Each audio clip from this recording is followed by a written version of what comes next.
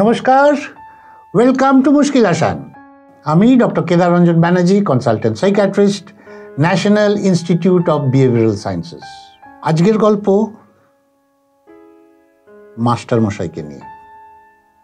হ্যাঁ, আমরা যারা পড়াশোনা করেছি,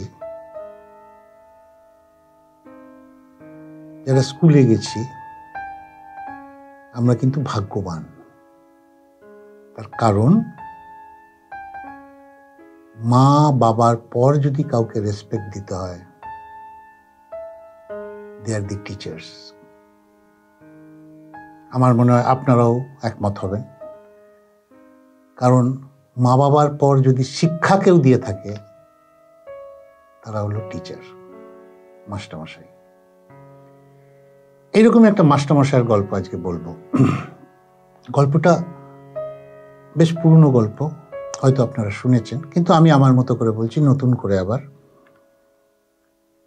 সেটা হলো, একটা বিয়ে বাড়িতে এক ভদ্রলোক গেছেন, বেশ ভিড় বিয়ে বাড়িটাতে। সেই ভদ্রলোক হঠাৎ দেখেন এক মহিলা দাঁড়িয়ে আছে, বয়স্কা। ভদ্রলোক গিয়ে তার মুখের দিকে তাকায়, তাকিয়ে তার ভিড়ের মধ্যেই পা দুটো ধরে প্রণাম করেন। প্রণাম করে বলেন, ম্যাডাম চিনতে পারছেন? ম্যাডাম কিছুক্ষণ ওনার ভদ্রলোকের মুখের দিকে তাকিয়ে বলল, না বাবা, আমি তো চিনতে পারছি না। তখন ভদ্রলোক বলেন, ম্যাডাম, আমি আপনার ছাত্র ছিলাম, আমি তখন ক্লাস 3-তে পড়ি। তখন ম্যাডাম বলছে, বাবা আমার তো মনে নেই গো। বলে, না ম্যাডাম, আমার মনে আছে, আমি একটু বললেই আপনি বুঝতে পারবেন। তো ম্যাডাম মাথায় হাত দিয়ে আশীর্বাদ করেছে। ম্যাডাম, আপনার একটা অভিজ্ঞতা বলি ম্যাডাম, আমি জানি না আপনার মনে আছে কিনা। একবার আমি একটা পেন চুরি করেছিলাম, আপনার মনে আছে? ম্যাডাম বলছে, না আমার তো মনে নেই বাবু। বলে, না ম্যাডাম, আমি তখন ক্লাস 3-তে পড়ি, আপনি তখন আমাদের ক্লাস টিচার ছিলেন।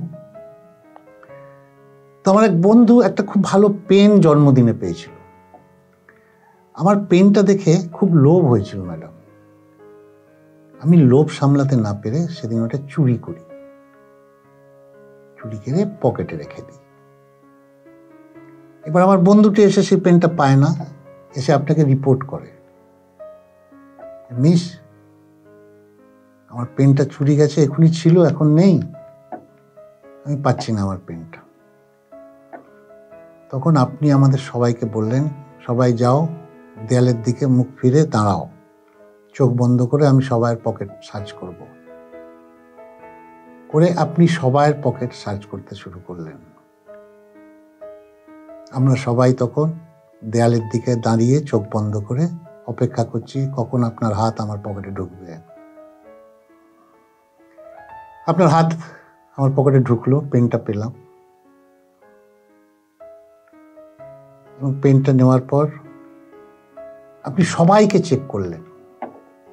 আপনি কিন্তু আমার ওখানে দাঁড়িয়ে পেনটা ফেরত দেননি, আপনি সব বাচ্চাগুলোর পকেটে চেক করলেন। করার পর আপনি পেনটা হাতে তুলে আমার সে বন্ধুকে দিলেন। সেদিনের অভিজ্ঞতা ম্যাডাম আজকে কিন্তু আমার এই জায়গায় পৌঁছেছে। আমি বুঝেছি ইজ্জত কি জিনিস। আমি বুঝেছি ম্যাডাম, আপনি যেভাবে আমাকে সেদিন ইজ্জত দিলেন, সবার সামনে আমাকে চোর বানালেন না, আমি কিন্তু সাহস পেয়েছি ম্যাডাম। এবং সেই দিনের অভিজ্ঞতা থেকে কিন্তু আপনার সামনে দাঁড়িয়ে আছি আমি, একটা মাল্টিন্যাশনাল কোম্পানির সিইও। গল্পটা কিন্তু এখানে শেষ নয়, গল্পটা এখানে শেষ নয়। ম্যাডাম তখন কি বলেছিলেন? ম্যাডাম কি বলেছিলেন জানেন?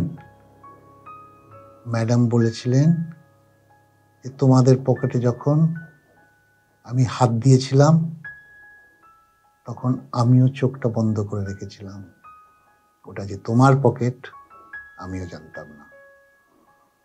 আশা করি গল্পটা ভালো লাগলো। যদি ভালো লাগে লাইক দেবেন, যারা নতুন সাবস্ক্রাইব করবেন প্লিজ। আবার ফিরে আসবো আগামী সপ্তাহে ঠিক এই সময়। নমস্কার।